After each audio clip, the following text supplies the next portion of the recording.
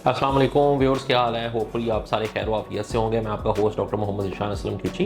एक नई वीडियो के साथ आपके पास हाजिर हूँ। हमारा जो लास्ट वीडियो है वो हमारा इस चीज़ के बारे में था कि जब मरीज़ डॉक्टर के पास आता है तो उसको कौन कौन सी चीज़ें हैं जो जहन में ज़रूर रखनी चाहिए, क्योंकि ये जो आपकी बीमारी का फ़ैसला होने वाला है ये कोई ऐसा फ़ैसला नहीं है कि हम रैपिडली बस उठें और रैंडमली चले जाएं डॉक्टर के पास और बस जो चीज़ें याद आएँ वो उसको बता दें और जो एक दो चीज़ें डॉक्टर को याद आएँ वो आपको बता दें और आप घर वापस आ जाएं। इसको हमें बड़ा थॉरली गो थ्रू करना चाहिए। पूरे प्रोसेस के थ्रू हमें एक प्लान डिसीजन लेना चाहिए कि हम डॉक्टर के पास जाना चाहते हैं और उसको हम क्यों जाना चाहते हैं और हमें उसका क्या फ़ायदा होगा। आज की जो हमारी वीडियो है, ये लास्ट वीडियो में भी हमने बताया था कि हम इसको 2 पार्ट्स में कर लेंगे। तो आज की जो वीडियो है वो उसका हमारा सेकेंड पार्ट है कि डॉक्टर हजरात को क्या करना चाहिए। ठीक है, ये वीडियो पेशेंट्स के लिए भी है कि वो देखें कि उनको पता हो कि डॉक्टर्स उनके साथ क्या क्वेश्चनिंग कर सकते हैं और उनको क्या क्या बताना चाहिए डॉक्टर्स को। और अगर डॉक्टर कोई चीज़ मिस कर रहा है तो मरीज़ उससे पूछ सकते हैं। और डॉक्टर हजरात के लिए भी गाइडेंस के लिए ये वीडियो है, अगर वो उसको देखना चाहें तो। याद रखें, जब पेशेंट आपके पास आता है जर्नली तो वो जहाँ का भी मरीज़ हो, मरीज़ एक तरह के ही होते हैं, चाहे पाकिस्तान का चाहे दुनिया के किसी मुल्क का मरीज़ हो, वो एक किस्म का ही होता है। और उसको जो चीज़ उस टाइम पे सबसे ज़्यादा तंग कर रही होती है वो ही उसको आपके पास लेके आती है और वो आपको बताना चाहता है और उसी के बारे में वो सबसे ज़्यादा आपसे पूछता है। लेकिन जो अच्छा डॉक्टर है वो उसकी उस अलामात जो जिसके साथ मरीज़ आया है उसको तो देखता ही देखता है, लेकिन ओवरऑल पेशेंट की इलनेस को भी देखता है और दूसरी सारी डिजीज़ को भी देखता है। हमने रूटीन में ये देखा है, हमारे पास मरीज़ आते हैं, हमें बताते हैं और कुछ के डॉक्टर हज़रात के पास ही हमने गए तो हमने रिकॉर्ड हम इसलिए अब नहीं लेके आते कि जब हम डॉक्टर्स को रिकॉर्ड देते हैं तो वो रिकॉर्ड नहीं देखते हमारा, वो फेंक देते हैं, कहते हैं ये कहाँ से टेस्ट करा लिए और किसने टेस्ट करा दी और ये किसने दवाइयाँ लिख दी हैं। तो मैं ऐसे अपने सारे मोतबर डॉक्टर हजरात से गुजारिश करना चाहता हूँ कि हो सकता है कि उस टाइम पे जब पेशेंट आपके हिसाब से आज उस पेशेंट की कुछ और अलामात हैं और कुछ और तशखीस बन रही हो सकता है जब उसने उस डॉक्टर को दिखाया हो तो उस टाइम उसकी कोई और अलामात हो, कोई और तशखीस हो या कोई और उसकी ऐसी प्रॉब्लम हो जिसको उस डॉक्टर ने एड्रेस किया हो। सो आप इन सारी चीज़ों को फेंका ना करें, आप मरीज़ की पूरी बात को सुकून से सुनने के बाद उनका मेडिकल रिकॉर्ड सारा देखें। हाँ, ये ज़रूर है कि आप मेडिकल रिकॉर्ड पहले बेशक चेक ना करें, आप पहले मरीज़ की सारी बात को सुनें। यकीन करें ये वो ऐसी चीज़ें हैं जो मरीज़ आपको बताना चाहता है, ये वो दुख है जो मरीज़ आपको बताना चाहता है जो वो अपने घर में भी किसी को नहीं बता सकता। ना उसकी वालदा ये उसका दुख और प्रॉब्लम समझेगी, ना उसके वालिद साहब उसका ये दुख और प्रॉब्लम समझेंगे, ना उसकी बीवी बच्चे उसका ये प्रॉब्लम और दुख और ये परेशानी समझेंगे जो आपको वो बताने के लिए आया। अब आप अगर वो सुनना ही नहीं चाहेंगे आगे से उसकी दुख और परेशानी, तो बाकी सारी परेशानियां तो वो शायद अपने घर वालों के साथ, दोस्तों के साथ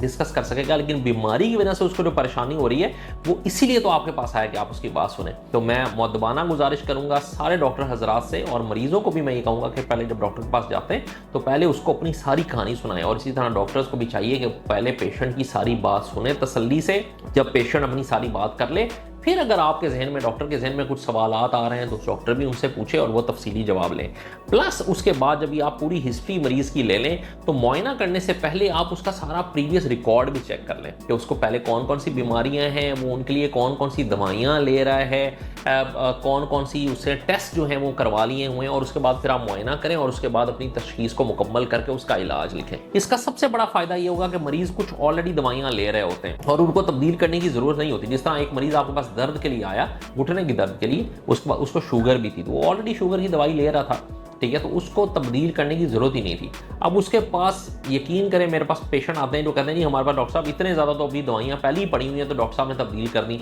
अब शुगर की दवाई उनके पास ऑलरेडी पड़ी हुई है, नए डॉक्टर ने किसी और नाम के साथ दवाई लिख दी तो वो सारी दवाई पिछली ज़ाया हो गई, मरीज़ के पैसे ज़ाया हो गए और उसने नई दवाई ले ली। इसी तरह वो कुछ अर्से बाद किसी और डॉक्टर के पास चला गया तो वो वाली सारी ख़त्म हो गई। तो आप उनको देख लें, अगर उन्हीं दवाइयों में से कोई दवाइयाँ एडजस्ट हो सकती हैं तो उन्हीं को एडजस्ट कर दें ताकि पेशेंट को भी उसकी डोजेस का पता है, पेशेंट को उसको लेने के तरीके का भी पता है, वो सेफ भी है क्योंकि पेशेंट ले रहा है, उसका कोई साइड इफेक्ट नहीं हो रहा और पेशेंट के पास ऑलरेडी वो पड़ी भी हुई है। प्लस इसी तरह कुछ टेस्ट हैं, ख़ास तौर पे कुछ पेचीदा बीमारियों के टेस्ट हैं, कुछ MRIs हैं, कुछ एक्सरे हैं जो कि शायद हमें दोबारा रिपीट कराने की ज़रूरत ना पड़े अगर वो पहले हो चुके हुए हैं। तो अगर हम उनको देख लें तसल्ली से तो मरीज़ के एक्सेसिव जो बर्डन है पैसों का, टेस्टों का, वो उसके ऊपर से उतर जाएगा और हमारी तशखीस के अंदर भी हमें डॉक्टर हज़ात को भी तशखीस में मदद मिलेगी। उसके बाद जब तीसरा काम डॉक्टर को ये करना चाहिए कि जब मुआयना कर लिया, तशखीस बना ली, प्रिस्क्रिप्शन पे सारी दवाइयाँ लिख दी, तो अब ये दवाइयाँ मरीज़ को समझा भी दें। उसकी वजह यह है कि बहुत सारी दफ़ा ज़्यादातर डॉक्टर हज़रात की राइटिंग भी बहुत ज़्यादा ख़राब होती है, वो मरीज़ नहीं पढ़ सकता,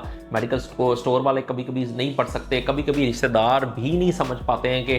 ये क्या लिखा हुआ है। तो आप थोड़ा सा टाइम स्पेयर करें और मरीज़ को समझा दें तेज़ी में, बेशक ये नहीं कि वो एक एक चीज़ आपने बहुत डिटेल में समझानी, उसको सिर्फ बता दें कि ये मेन आपकी दवाइयाँ हैं और ये किस तरह लेनी है। ये 3 काम करने के बाद जो चौथा काम है वो परहेज़ों का है, जो कि उस बीमारी के जिस तरह शुगर है तो मीठे का परहेज़ है, दूसरे सारे परहेज़ हैं। दिल का मसला है तो आपने नमक बंद करना है, चिकनाई बंद करनी है, ये सारी चीज़ें। इसी तरह अगर घुटनों में दर्दें हैं, जोड़ों में दर्दें हैं, तो उसकी मखसूस जो परहेज़ें हैं वो भी मरीज़ को ज़रूर बताएं।